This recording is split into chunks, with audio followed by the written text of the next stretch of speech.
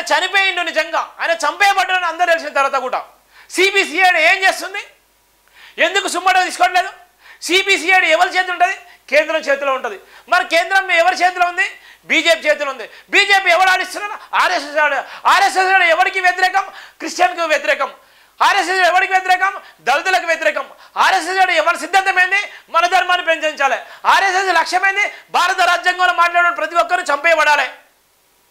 ఇగో ఇది ఇంత పెద్ద కుట్ర. మరి ఎప్పుడు పసిగడతారు? ఎప్పుడు తెలుసుకుంటారు? రాజకీయ నాయకులు కూడా వాళ్ళ అవసరానికి వాడుకుంటారు. రాజకీయ నాయకులు కూడా వాళ్ళ అవసరం. అందుకనే బాబాసాహెబ్ అంబేద్కర్ భారతదేశంలో గెలవకుండా పాకిస్తాన్ బార్డర్లో గెలిచిండు. బాబాసాహెబ్ అంబేద్కర్ ఇక్కడ గెలిస్తే గాంధీ చేసే కుట్రలు, గాంధీ చేసేటువంటి విధ్వంసమైనటువంటి కుట్రలు ఆయన పసిగట్టలేక, ఇక్కడ ఉన్నటువంటి దళిత సమాజం ఆయన చేర్చుకోలేక బాబాసాహెబ్ అంబేద్కర్ రాజీనామా చేసి, పదవికి రాజీనామా చేసి, ఆయన జీవితాన్ని త్యాగం చేసి, పిల్లలు చనిపోతున్నప్పుడు కూడా బయటకు పోయి భారతదేశ బార్డర్కు పోయి గెలిచి ఆయన మళ్ళీ చట్టసభలోకి వచ్చిండు. ఎంత బాధకరం! ఇంకెప్పుడు నిజాలు తెలుసుకుంటాం మనం.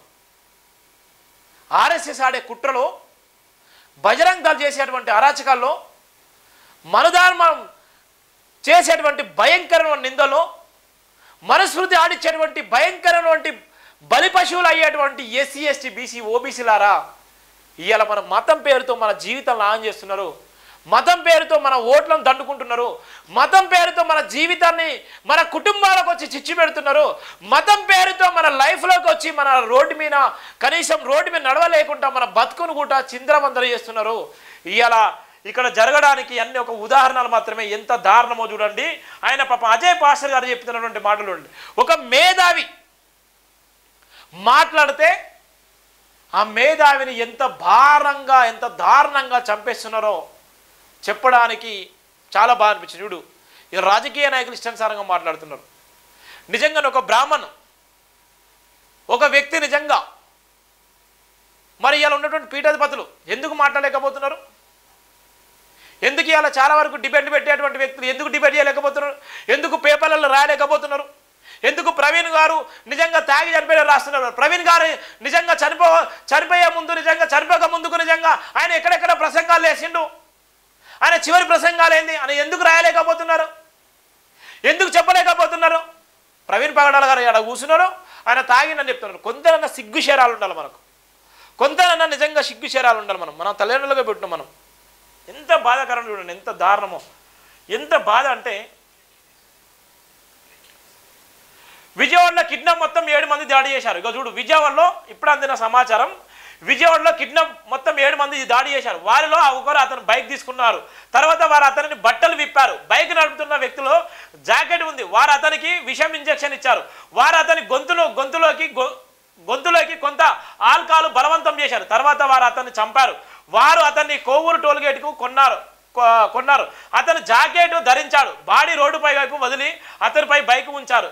సిబిఎన్ ఐజీకి సూచనలు ఇచ్చింది. అదే రోజున వీలైనంత త్వరగా కేసును మూసివేయడానికి 7 మంది పురుషులు కాంట్రాక్టర్స్ కిల్లర్స్ను భూపతి రాజు, శ్రీనివాస్ వర్మ, బీజేపీ ఎంపీ నర్సాపూర్ చెందిన వారు మాస్టర్ మైండ్స్ A1 చిన్నజీయర్ స్వామి, A2 అమిత్ షా, A3 భూపతి రాజు, శ్రీనివాస్ వర్మ వారు మొదట మంత్రి విద్య, తర్వాత అతన్ని చంపారు. చూడండి, ఇది ఇప్పుడు అందిన సమాచారం. ఇప్పుడు జస్ట్ 9 ఇప్పుడే అందినటువంటి సమాచారం. ఈ స్క్రోలింగ్లలో కూడా నడుస్తుంది. సోషల్ మీడియాలో వైరల్ అవుతున్నటువంటి సందర్భాలు, సోషల్ మీడియాలో ఇది వైరల్ అవుతుంది. చూడండి ఎంతమంది ఆయన చంపింది, నిజంగా ఎంతమంది. ఒక ప్రీ ప్లాన్ మాట. ఆయన ఒక వ్యక్తి, ఒక శక్తి, ఆయన ఒక మేధావి. నిజంగా అంత అత్యంత దారుణంగా, అత్యంత కిరాతకంగా ఆయన చనిపోడు.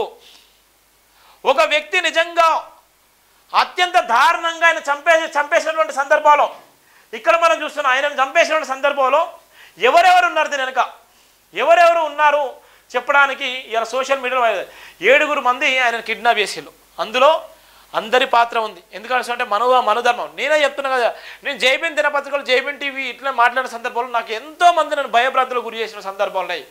ఎన్నో సందర్భాలు ఇదే ఆఫీసులో షార్ట్ సర్క్యూట్ చేసి కాలబెట్టిన సందర్భాలు ఉన్నాయి.